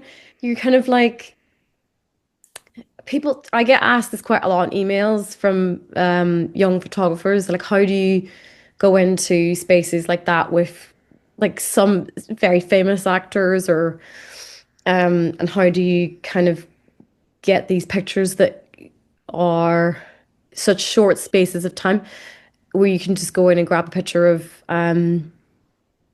like Rosamund Pike in her Rosamund Pike? Yes, in her dressing room. And I'm yeah, just like, yeah, I never really see anybody as a famous person ever. I just like, you're just a person with a yeah, really fucking cool job. So yeah. how can I connect with you? And so when I met Rosamund, she did National Youth Theatre and I did National Youth Theatre. So I just talked about National Youth Theatre and she was like, bam, oh. And we started talking about when we both did the National Youth Theatre at the same time, obviously, but when like she did her summer course and I did my summer course. And I was like, I immediately got this trust in someone Yeah. who happens to be very famous, but I've just connected it with them on a human level. That's nothing to do with them being famous, me taking their photograph because they're famous. It's like, it's kind of those skills that you just have to go in and be like, how can I connect with you? That you're super famous, I'm not. Where's the level ground? And sometimes you just don't. Like sometimes you fail miserably and you're like, okay, bye. Yeah. They're gonna Yeah. kill that photo anyways, it's all good. But I just love fucking meeting people. I love chat. I'm such a chatter. I'll chat to anyone. I'm Irish. I'm like, tell me what you have for fucking breakfast. I'll be interested. Yeah. And so like with those ones, I just get to have such great conversations with people backstage and then sometimes forget to photograph them. I remember there's a picture that I never took and I'm fucking raging, but I'm also like, it's fine because he actually is my friend. Arinze Kenny was in Alterations last year at the National Hmm. and the show had fun and I actually did a film for that. I did a film on Super 8 with them backstage, which was just really fun to kind of start to tap into that world a little bit. But we finished, the show finished, and we were really old pals and we hadn't seen each other in ages. So we just sat on the stairs at the National backstage, chatted for ages. And he was sitting in his costume, and I was like, I could take a picture right now because I can see a picture, but I'm also just chatting to my friends, so I'm not going to. My like instinct was like, I'm not going to ruin this moment of chatting to my friend. We've taken a picture. I just didn't want to do it. And I'm Mm, like, I should have taken that picture because it would have been an amazing picture mm. sitting on the stairs at the backstage national in costume. And maybe I should have, but I'm almost like, I have it here. Do you know that picture will always be here in my mind? And we were talking about playwriting. I'll just forget, I'll never forget like that moment. And sometimes you just like, it's not appropriate to take a photograph or I Yeah, just don't want to, do you know, yeah, the backstage are just really fun. I love them. I love them. yeah, yeah. It's like there's Most no. casts are really giddy. They're at Oh yeah, I've done some in the West End and stuff as well. Um, like I did backstage with the Pillowman crew. yeah, yeah, yeah. With them. And they were super jolly, just so fun, like a really dark, deep play. Yeah. I was like, I'm just hanging out with like these incredible people in their dressing rooms, chatting about like life and do you know what I mean? Just Yeah. really fun. I was really lucky. Oh, you need it, yeah. Especially if you're doing something so dense and so like you don't want to keep you don't want that you don't want to take the there's that thing where actors say they don't want to take the role home with them. You leave Yeah. it at the theatre and you say, yeah. I think I've spoken about this before, but I think Richard Armitage had a thing when he did the Crucible. He would sort of say, right, thank you for coming to visit me again tonight, but I'm just going to leave you here because I'm just going to let you go for tonight, but don't go too far because I need you tomorrow. Uh, Oh, yeah. I can even so more. yeah, but you sort of like just leave it there and stuff. Do you know? I'm just reminded of just talking about people like yeah. You just realize that people who do this stuff, yeah, they're just regular guys or women, but they've got a very cool job, but they're just people. At the end of the day, yeah, yeah. I Yeah. remember being I was lucky when I was at university. I did a weeks long placement at the no 3 weeks sorry at the National in my third year, and Oh, cool. that was the best 3 weeks of my life. Honestly, I absolutely adored every moment. And we worked on a play called My Country, a Work in Progress, which later became a BBC Two adaptation. And I was lucky enough to be an essay in that as well. So I managed Oh, to. cool. That was very, very cool. Yeah, Really nice backstage area to kind of roam around. it's brilliant. It's It's absolutely. amazing. It's like it is magical though. It's kind of like walking around backstage, the national backstage of the Royal Opera House as well. You're like, I this bet is it's grand. It's up. grand. Like they have the same size of stage behind the stage. Really. So they can like rotate the stages so they can put shows in and out and not have to change a set. When I saw the backstage of the Royal Opera House, I was like, whoa, this is so You're cool. like, is this the Yeah, yeah, stage? yeah. No, this is backstage, Yeah. darling. You're like, It's backstage. holy fuck. I Yeah. know, yeah, it's amazing, and then I love going into dressing rooms as well. Can I pause one sec? I really, really, really need to pee. Okay, of course. Yeah, actually, I do as well. Okay, All right. right, We'll be right back, okay, guys. all right, Right. okay, yeah. Okay, we're back. Cool. We're Yeah, back. feel better now. Yeah. Anyway, what are we talking about? Yeah, Backstages areas, backstage. yeah. Yes. Yeah. They're so fun. They're so fun. Like sometimes they're like not. But most of Oh the no. Yeah. time, I feel like sometimes most serious plays have the giddiest casts, Mm. which is quite nice. It's a nice energy, and I think maybe that's probably what some people have to do in order to get through big serious start plays. But yeah, you need to. You need to. Yeah. Yeah, I remember. yeah. Yeah, we just yeah, I remember being at the National and like we did that play My Country, and it was a verbatim piece about Brexit. So it was like a year after, so it was about a year, nearly a year afterwards. So it's a bit of a tense time in the UK. Let's just put it that put it like that. Thinking what's happening, blah blah blah. Anyway, we got all the stuff together, and Rufus Norris, who was in charge at the time, got Caroline Duffy in, who was the poet laureate at the time. And you just walk into the rehearsal room and you're just like, oh my God, that's Caroline Duffy. That's the I poet laureate. know. That's the poet laureate. But I know something was up, kind of like thankfully actually shattered my image of these people. We must bow to them. It's like, no, no, no, no, no. They're just regular people. There was a moment where Carol had to leave rehearsal a bit early because she had to shoot up to Manchester to do some reading or something one day. And I can't remember what tea this comment, but it was meant as a joke. As a Rufus was like, all right, cool. Caroline has to shoot off now and just do her own thing now. She's like, right, bye guys, see you later. And she went, yeah, nice for you to stay with us and share notes and all that stuff, Caroline, just as a bit of a joke. And the poet laureate just turns around to him in front of the whole room and just goes, fuck off. Ah! And I was like, Amazing. what the hell is going on? Oh, it was Oh my brilliant. goodness. Yeah. Absolutely brilliant. Yeah, I thought, well, there you go, just shatters all that image stuff. But no, but to just keep up the great work, Helen, and keep taking Yeah. those pictures, man, honestly. But before you go, I want to just talk about a couple more of your stuff, which you're promoting as well. Tell me Cool. about widening the lens for the Act for Change project. What's that all about? That was an old project. That's finished now. That was gosh, when did I that was it was kind of when I was oh God, when I was doing working as a photographer, because people call me a theater photographer, and I say I'm a photographer. And a photographer. I Do was not working as put a me in the box. photographer, and also just feeling like I was working with Fact for Change anyway, taking photographs for them, and I was like, how can we use all these incredible people at the time, like to elevate the message of what Act for Change were, what they were doing. They were trying to get more, just having stages and screens made up of what the makeup of the country is, not just the privileged people who can do it. And I was like, why don't we just do a portrait series? Why don't we do a portrait series of all these incredible actors, people, not all actors, directors, designers who, yeah, are trying to make a change in the industry and make it less privileged, Mm. make it more accessible. And I was really lucky at the time to have just had a lot of mates in theatre, and I was like, "Do you want to come to be in my series?" And they did, and I did it and did it and did it, and I shot loads and loads of people, and then it didn't really nothing really happened with it because I didn't know where to put it or where to place it, and then lockdown happened, and I was like, "Do you know what? This is the time to just release it because this message has to continue through everything being locked down. This it has to keep up." So we Mm. just released it as an online. We released it as an online gallery, just as an online exhibition. Um, so we did that, and that was great. And I was like, oh, do you know what? I've put out a personal piece of work.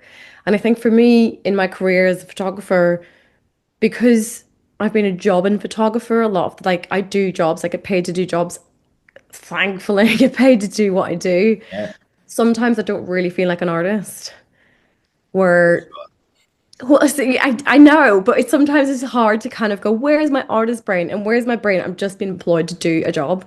And it's kind of something I've had to really kind of learn and navigate through over the last kind of 10 years. And sometimes I do just to do the job, and sometimes jobs I do just because I'm like, it's my passion. I want to work with these people, and I want to work on that play. I want to do X, Y, and Z. But I also like have to feed my creative soul in doing my own work. And so that was the first time I really kind of stepped out of like not being employed by anybody or told by anyone to do a job where I took on a project of my own, and that was the first one. And then that was followed on with our empty theaters, which came out in lockdown as well, Mm. which was again another personal project off of my own back of just going, I need. Well, it was that was a different kind of experience because all jobs were gone for everybody, but I was like, I need to like fuel my artistic soul. I need to do something creative, or else I'm just gonna like explode. Yeah. I think And all of us felt that and way. then that became, yeah, and that for me became our empty theaters, which was a big fucking undertaking because every theater was closed. And so basically had to get access to all these theaters in the first place and get reach out to I mean, probably that project was the project along with about 500 emails. Mm. Like my inbox at that time, I was like, like emailing like executive directors of the theaters and artistic directors, being like, who are the people who's keeping your theaters going? Can you pass me their emails? Can I get permission to come in? I'm doing this portrait series. Then that'd be passed on to like a marketing person. So I was like, you can have these images. I'm going to release them as a body of work, as this project. And then when I was doing it, I was photographing all these empty spaces, and it was just fucking hard. It was harrowing, but it was also pretty cool because I was like, I get to roam around all these theaters by myself, like totally by myself. There's nobody in them. I'm like, this is weird but cool. And so I was like, it started as just a or a photography series, and then I was like, these theaters are spaces that are made up of people. And it's not just the people who are on stage or people who like design on stage or who direct in these, it is people who are in the audiences. It's people who work behind the bar. It's my experiences. I've worked in a bar for theatre for 2 years. I worked in a box office. I became mates with people who were ushers. I was like, these buildings actually are so symbolic of the umbrella of humans that make them up. And so I was like, that has to be part of it. And it kind of grew as I was going along and photographing, the project grew into like kind of thinking, so I was like, I'm going to reach out to so many people to try and just ask them the question, what do our empty theaters mean to you? Mm. And so I got back like, oh my God, like people just sent me these chunks and chunks and essays and one words or little one-liners. And I was putting them all in a spreadsheet with their name and stuff so I could add them as like kind of cards on the series when it was going to come out. And I was like, oh my God, this is so sad. It's so amazing, but so sad because my God, I did not realize when I was doing it what these spaces mean to the usher that rings the bell every night. Yep. Do you know, like they were like, I think there was one that was like, I get to ring my bell every night and it's the best part of my fucking day. And I was like, do you know what? What resonated with me? I was like, when I worked in the box office, one of the best parts of my day was when we got to get up and give the monologue to the returns queue of the Royal Court. It was Uh, just this amazing performance. You got to get up and do, and it was your thing. And I was like, I get to do this. And so it kind of, yeah, it was again a collaborative. It was a very, very like individual solo experience because I physically was doing it by myself. And I went up the country I went up to the north because I was like, theaters can't just be the spaces in London. It has to be the regional theaters, which I've worked at, are such part of my, everyday existence as a photographer as well. They have to be yeah. included. And so, what a great time, what a great way to have a little road trip in lockdown for a thing. But again, that's what became our empty. It was not my empty theaters, but our empty theaters because yeah, it was that was then became this huge collaboration with people I have never met. Like people who I had met and friends who work in theatre gave me lovely quotes and stuff, but then loads of other people who I remember I used Twitter at the time. I don't like I have it, but I just don't use it. It's kind of void in the background now. Yeah, me too. But I did a call out for front of house staff. And so I had so many front of housers like email me. And I was like, oh yes, like all these incredible people who have like they're as part of the theater as people on stage or or in the auditoriums work. Like it was amazing. It was so brilliant. And I got all the theaters by some like luck of the draw. I got every single theater that was involved to release the project at 10 o'clock on the same day it launched and it fucking blew up. It went mental. I literally was like, oh, and it was one of the most emotional days because like I've just been doing this thing for months and months and months and months and email and da da da. And it is literally just these things on my screen. These pictures are on my screen. Like they're on my computer, then they go to my screen, and then they're on the internet and they're on websites and but I was like, I just released them and it went wild. It was so bizarre and amazing. And then the comments that people would say, like I got so many emails of people like I've read the whole every single. It's now like it's an online gallery on my website, and people still go back to, and sometimes I go back to them. I'm like, because I don't really look at stuff, you know, very much. Once it's done and gone, it's there and it's in the world, and Mm. I move on from it. But sometimes I go back and have a little scroll and I read the text that goes along with the pictures, and it's so fucking sad. It's so like it's really emotive. Like it's really. I'm so proud of that body of work. And everyone's like, have you done an exhibition? I'm like, no, because it's too soon and da, da, da, da. But I You think should though. probably, You should. I think maybe in like the 10-year anniversary of it, I think they'll probably try and do an exhibition. Yeah. Yeah. Maybe someone wants to pay for it. Listen. There's then two crowdfunders down there. Yeah. So it was just Yeah. kind of like that thing of, and I did that, and that was 2020. Or did it come Yeah. out 21? I can't remember if it came out 21 or 2020. But basically, I was like, then went back to work and have been jobbing, doing work. And Yeah. kind of that thing probably leads me on to my production company because I was like, I need to do for myself, I need to create. I've always had to create. And the job's there and the job's the job. And I think that's this weird kind of strand where your hobby becomes your job. And so then your job becomes your job. And then you kind of let go of some of the passion for the job Mm, because, or your passion for your hobby, sorry, I stand corrected. And so I always have to go and try, as I think any creative individual has to go and find the thing that makes them really passionate about it if you just keep doing the same thing over and over and over again. mm. So my next thing is I've started a production company and I've written a short film and I'm going to direct a short film this year. Brilliant. Yeah. Yeah, yeah. That's kind of I've always kind of wanted to do it, and I just look at all of the little crossroads and dots and go, that's my next. Mm, That's for me. That's my next personal project. fantastic. Yeah. Was Yeah. that the Derry Fish. how do you say it? Sorry? Fish. Fish. Fish. Fish. Yes. Fish. Fish. Yeah. Okay. The Derry Fish. Yeah. And that's that one which you're directing. Crowdfunding, yes. I basically am crowdfunded at the minute for it. Sure. Our crowdfunder is open. And it's a two-hander, and it's about a little girl who it's basically I had a kid 2 years ago, a little girl, and I'm raising a daughter in a country that I'm not from. And so I've been thinking lots about like my Irish identity and what she's going to inherit culturally, or Irish culture is she going to inherit from me?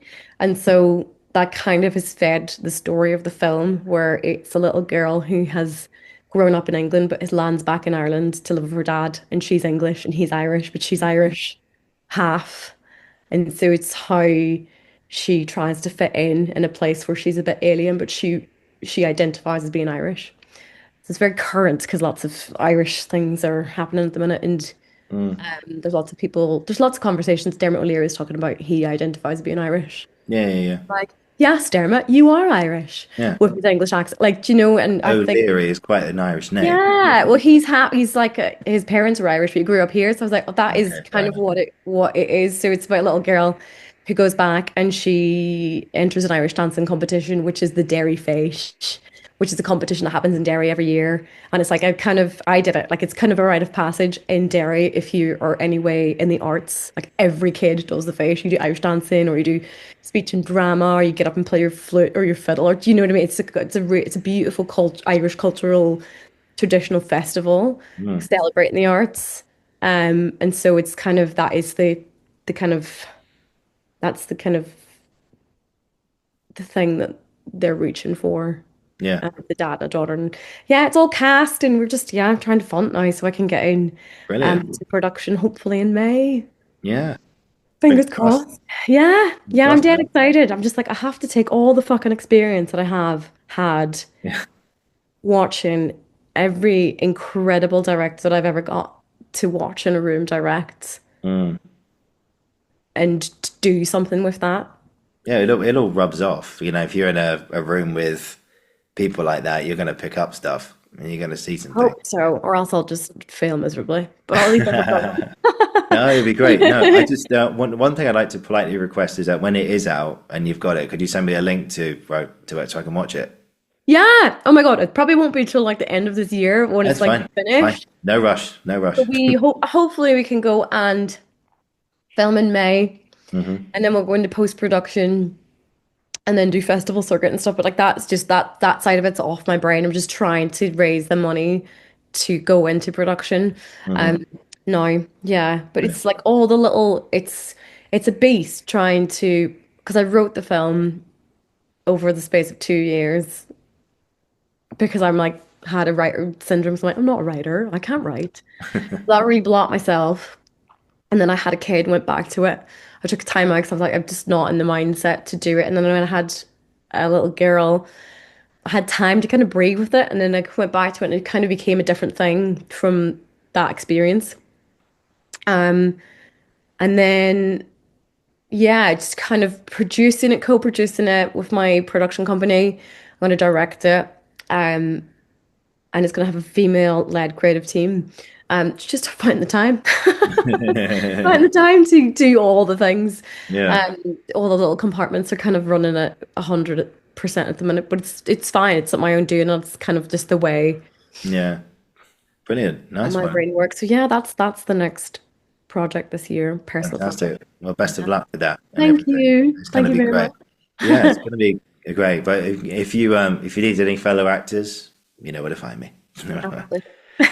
More than happy to help. I can do Irish. It's all good. Everyone can do Irish on the CV. Oh, definitely, definitely, yeah. I remember, I remember being at a class in drama school once, and the guy did screen with us. I can't remember his name, but he had this. I think he was from Derry as well. I can't remember, but I remember him saying like, I remember going, so do you guys want your coffee break now or later? And I just looked at him and went, no, No.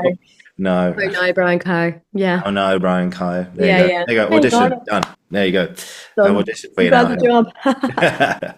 job. No, but seriously, good luck with that. And I'm sure it's Thank great. you. And I look forward to Thank you seeing very it as much. well. Very good. Helen, thank you so much for today. It's been honestly it's been an absolute joy to talk to you about just, again, Prima Facie and what happens behind the camera and everything. And honestly, I've really, really enjoyed this. I've still got so many more things left for you, but, we'll do another one of these in the future, I think, and we'll talk more photography and more stuff and how the film's going as well, and like Yeah, where people thank can you. see it. Yeah, we'll keep you Right. posted and I'll come back on next year, hopefully when it's done and Absolutely. Yeah, get I look this forward to it. going. Yeah, thank you very much. Thanks Yeah, for having no, me. no, thank you It's a for your time as lovely way well. to spend Monday. Yeah, exactly. Oh no, yeah, I feel the same. I've just got two quick questions left for you today. So there's the final two Hey. questions for every guest. So first of all, what would you say was a bit of advice you wish you heard when you were starting out? Oh God. A little bit of advice.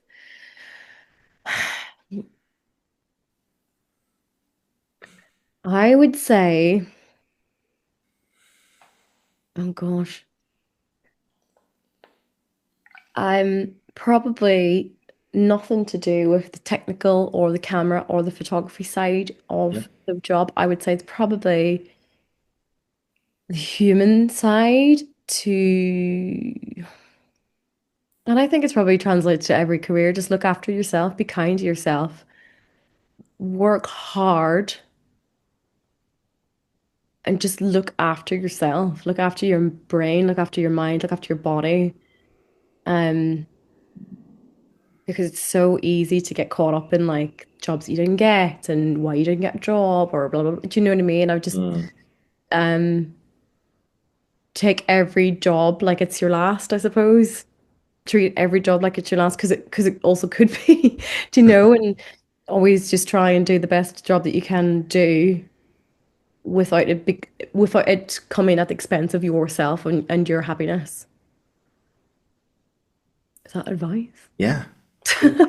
Keep yourself happy. No, be kind to yourself always. It's Kind to yourself, life's too hard. Like I've just come out, I have come out of loads of jobs feeling like shit because people have been not been nice to me, and I'm like, oh, yeah, you beat yourself up because you're like, why were they not nice to me? And yeah, every person's going through their own shit, so you just don't know. So it's also like just go, well, that's on them, that's not on me. Do mm, you know? I kind of maybe wish I had taken more of that over the last yeah, course, 100%. yeah, since 2012. But yeah, be kind to yourself. Yeah, yeah. And like you say, people are going through stuff, and if some people treat you badly, just you think that's not a Take it representation of. off and leave it at the door. Do you know? Like Yeah, I say that now in hindsight because I've come through a lot of experience of people not being very nice to me or being told to be invisible and stuff. And I'm just like, okay, what was it about me that people? It's like no, no, like no, just no, no, no, no. be kind to yourself. That's all you need to be. Be kind to yourself, and that's enough. Do you know? Yeah, no, no. Yeah. I went through exactly the same, and now I just feel like now, okay, it was never me in the first place, Yeah. and you're like, oh, Yeah. cool, nice. So it's Yeah. just, and you're like, oh, it's a bit like, whew, the relief. It's like, Yeah. yeah, and then you can finally tell that irritating voice just to fuck off, and just be like, it was And never. also just leave the job at the door. Yeah, Like huge thing. like other people do, like leave the job at the door. Do not take it home. Do not. And it's hard for me because I take it home to edit and do like overnight edit. Like when I was starting out, people were like, "Can we have photographs?" Like they'd still do, and I'm like, "No, I have to fucking eat. I have to sleep. I have Mhm. to have a shower. You have photographs tomorrow, but all those things happen." Yes, I have a daughter now as well, by the I've got a way. baby, I've got boundaries. Yeah, leave the job at the door. Like leave it mentally at the door. 100%.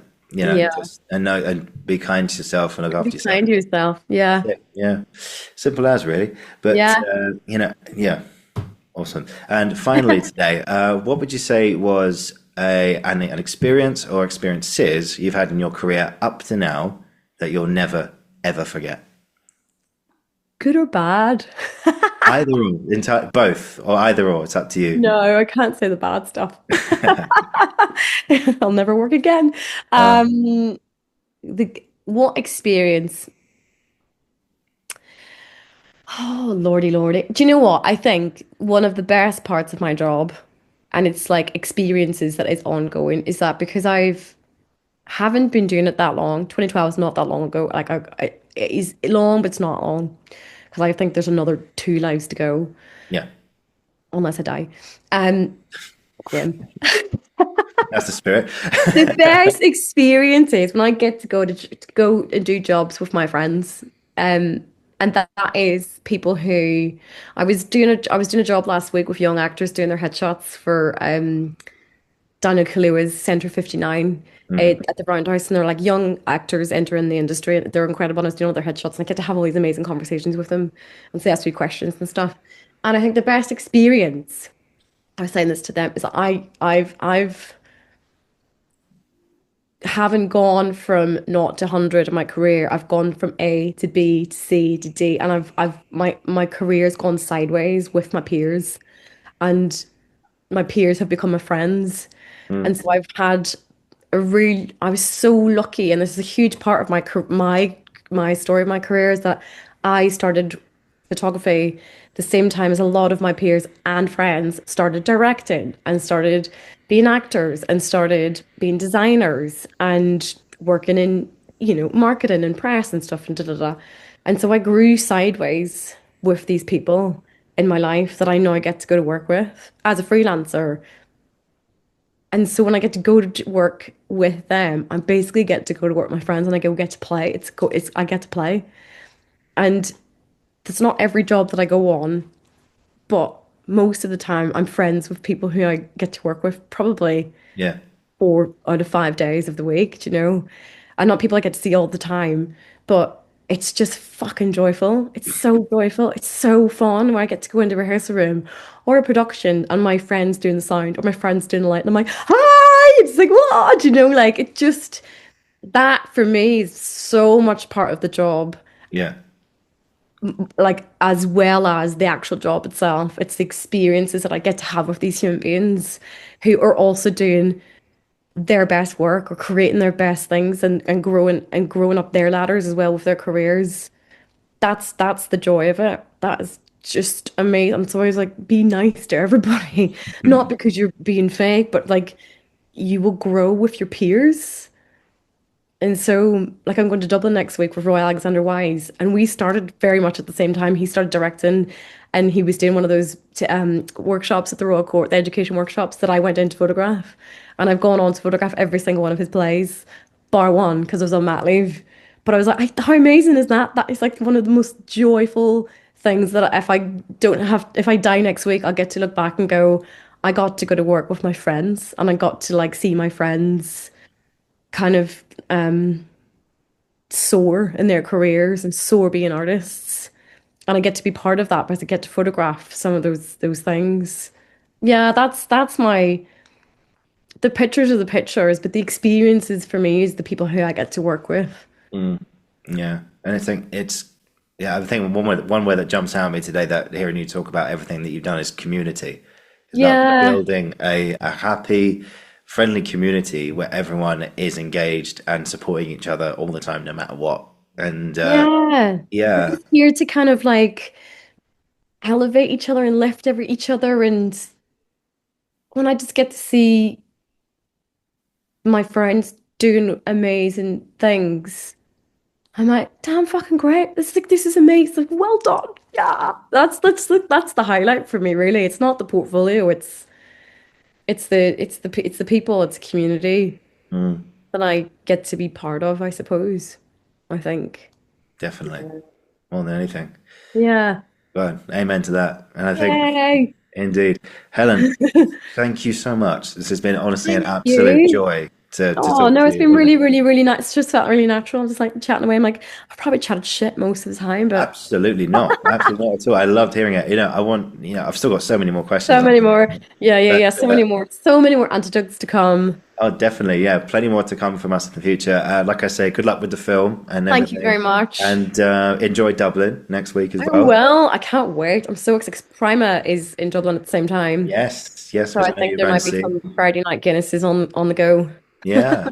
Oh, absolutely. Yeah. I need to get to Dublin as well. It's on my Right. to-do list. Yeah. Oh, it's great. They do great stuff. The Gate Theatre do brilliant stuff. Yeah, for sure. I need to find. I'll check out your recommendations. Well, where's the best place to get Guinness in Dublin? Or is it kind of good everywhere? Mm, well, there's a really good pub called the Cobblestones in Dublin 77. And it has like it's just got like a rotating bunch of people coming with their instruments and just play traditional music and they start and stop and they come and go and people just join and they do all these sessions and it's just so fun. Oh, wow. You just get lost watching like music for hours, which I have Yeah. done And one in of the it's that past. Irish folk music. Yeah, yeah, yeah, yeah. It's Special stuff. incredible. Special stuff, man. Anyway, Yeah. Helen, thank you. This has been absolutely Thank wonderful, you. and I look forward to next time as well. And yeah, it's just been a real joy. So thank you so much for sharing all your experiences with me. It really means a lot. So thank you. Oh, thank you. Thank you. Lovely. If you just finished, if you hang on, I'll finish the recording. We'll have a tiny Yes, debrief, then we'll shoot yes, afterwards. yes, So yes, yes, I've yes. got my words jumbled up today. I don't know why, That's but Monday. That's it Monday. happens, doesn't it? But anyway, yeah. If you just hang on, finish the recording, we'll have a debrief, then you can shoot back to you Monday. And yeah, but wow, guys, thank you for watching. Thank you for listening. This has been the Uncensored Critic podcast. I'll be back very soon. And Helen Murray, thank you.